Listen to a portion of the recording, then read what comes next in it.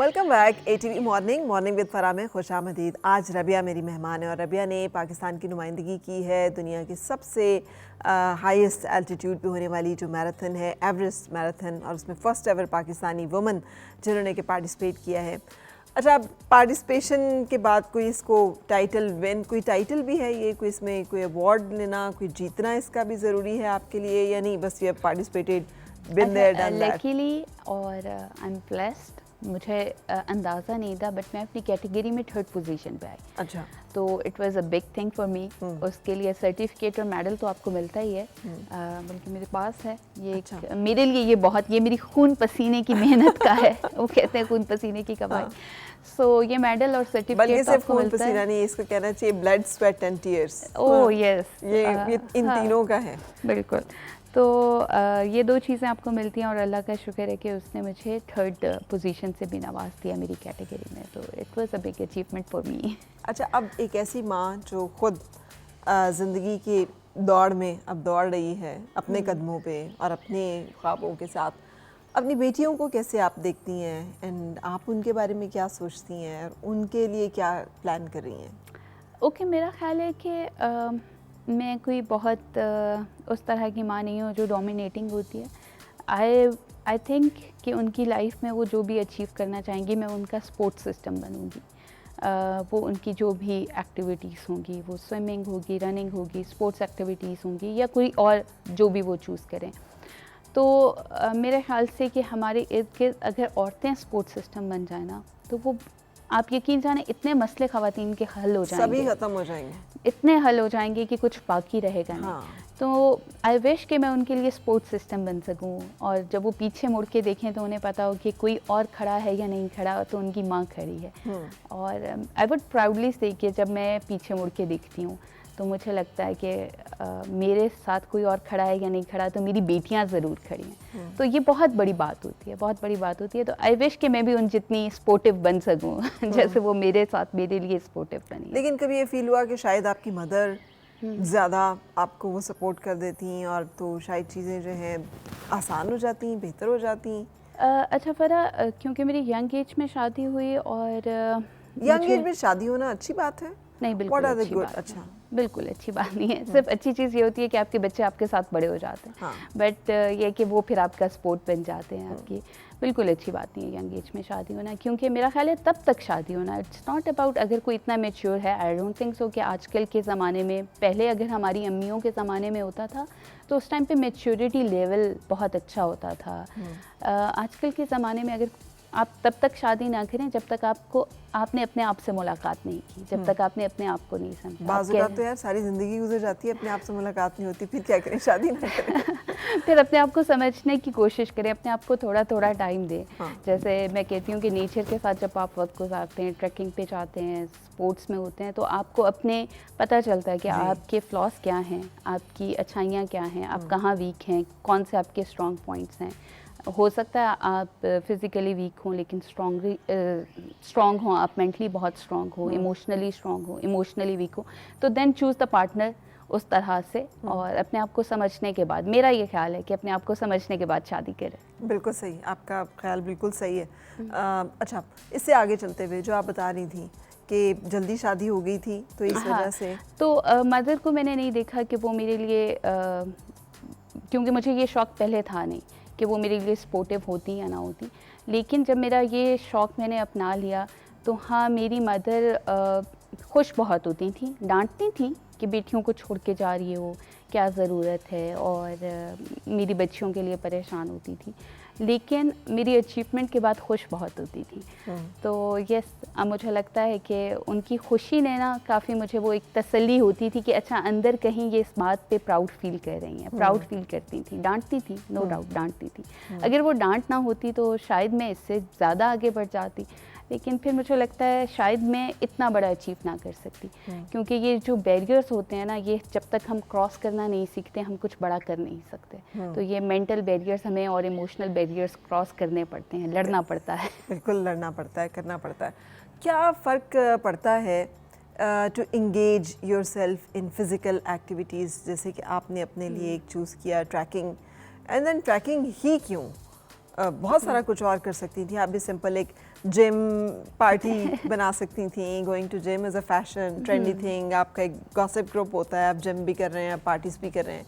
Why not that kind of a thing? Trekking बिल्कुल अकेला एक बंदा गैजेट्स के साथ जो कि विल्डरनेस में जा रहा है। हाँ, the reason is may be first reason is my personality कि मुझे नेचर ज़्यादा सूट करती है।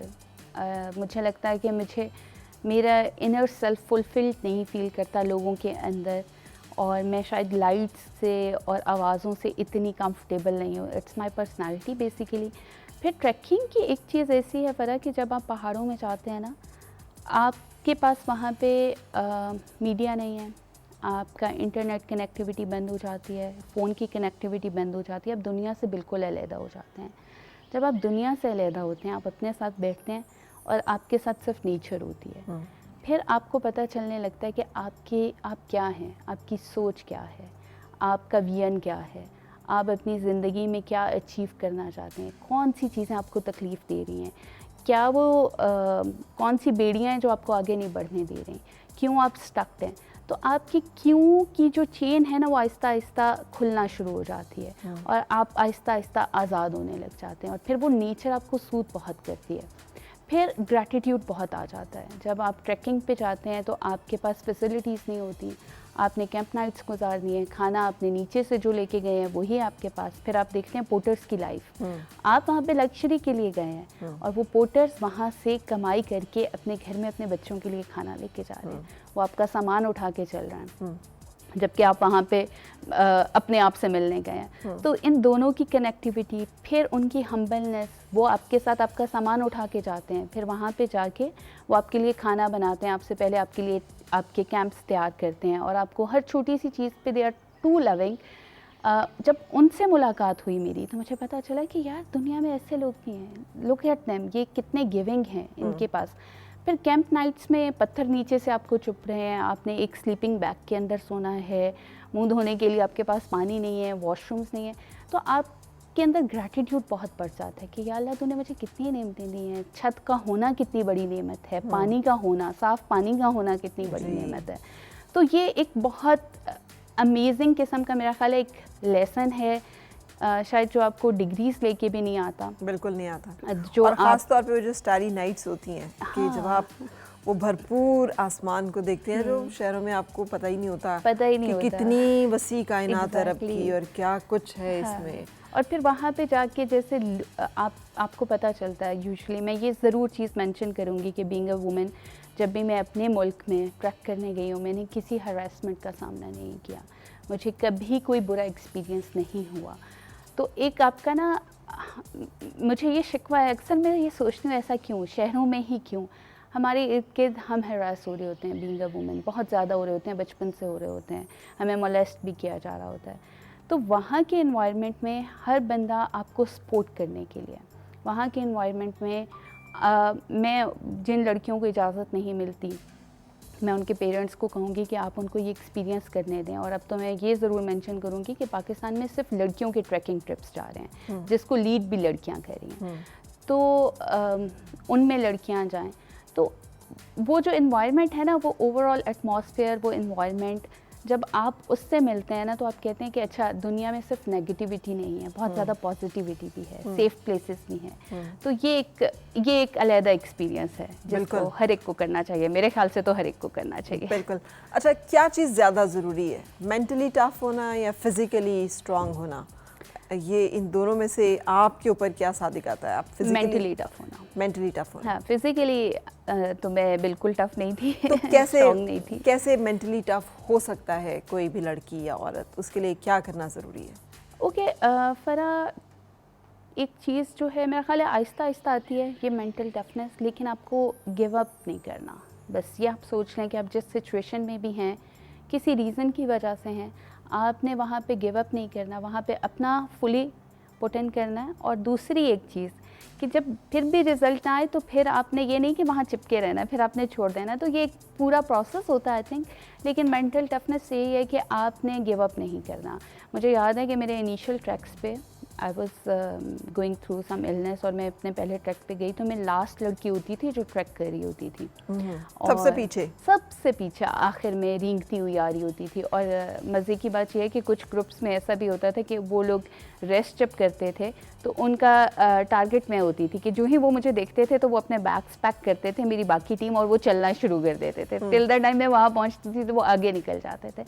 लेकिन उसमें भी जो एक चीज़ थी ना वो मैंने ये सीखी कि मैंने इन्जॉय करना शुरू कर दिया। मैंने उस सिचुएशन में ये सीखा कि अच्छा वैसे तो मैं सोलो नहीं आ सकती, बिल्कुल अकेली नहीं आ सकती, तो लेट्स मेक इट लाइक कि मैं सोलो ट्रिप पे आई हुई हूँ। तो वो मैं उस तरह वो अपने आप से बातें करते करते पहुँच जाती थी। तो मेरा ख्याल है मेंटल टफनेस आपको टाइम भी सिखाता है, लेकिन आपने डटे रहना होता है। बस डटे रहे, खामोशी के साथ डटे रहे, जहाँ हैं बस खड़े रहें। अच्छा, और वो जो एक ब्रेकिंग पॉइंट होता है या वो जो जिसे कहते हैं नाजुक लम्हे होते हैं, देयर सम कुछ वक्त होता है जो गुजर जाए तो गुजर जाता है और अगर वो ना गुजरे तो आप टूट जाते हैं।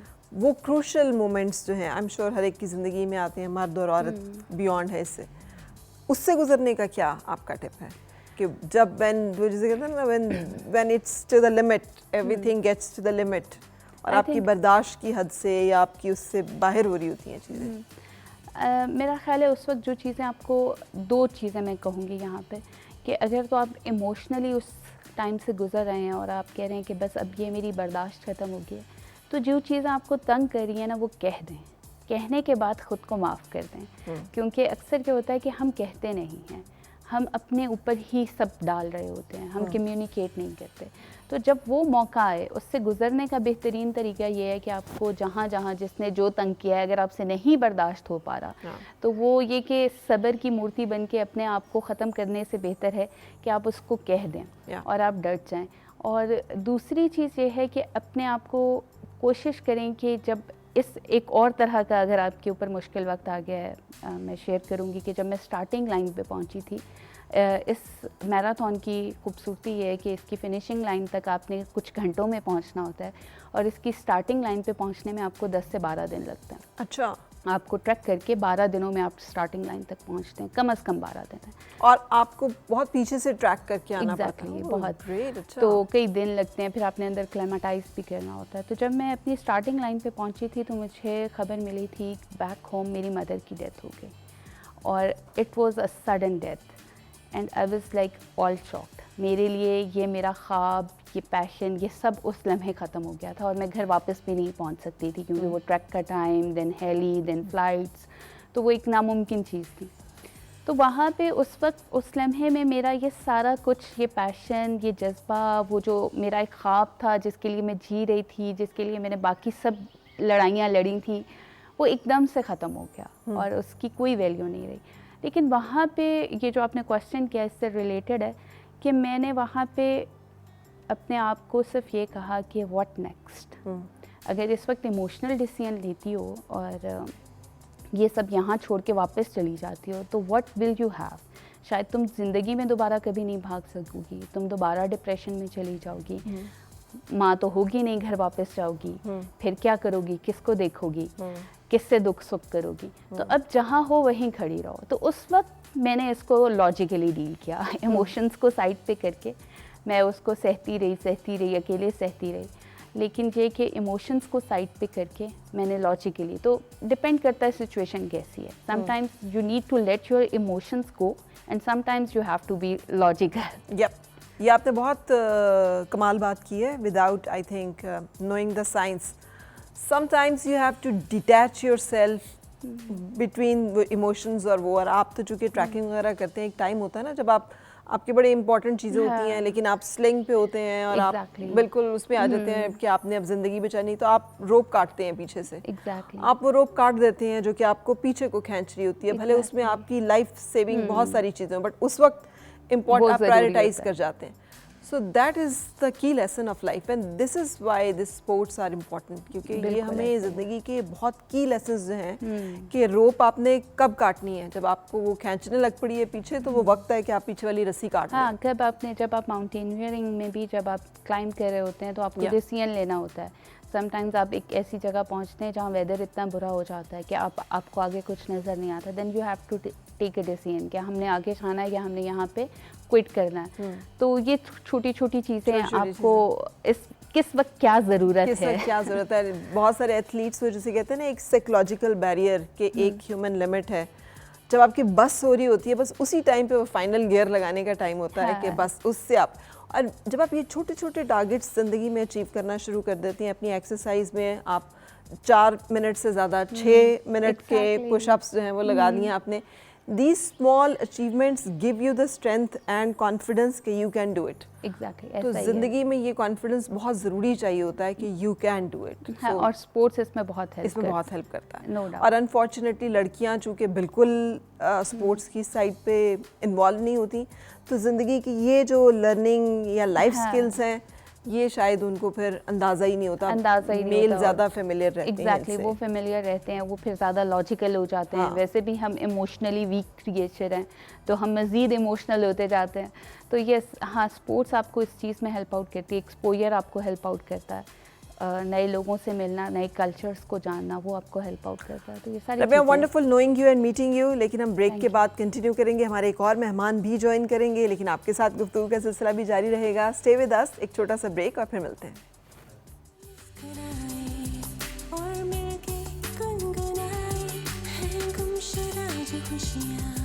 सारी वो ढूंढ लाए, आओ फिर से मुस्कुराए।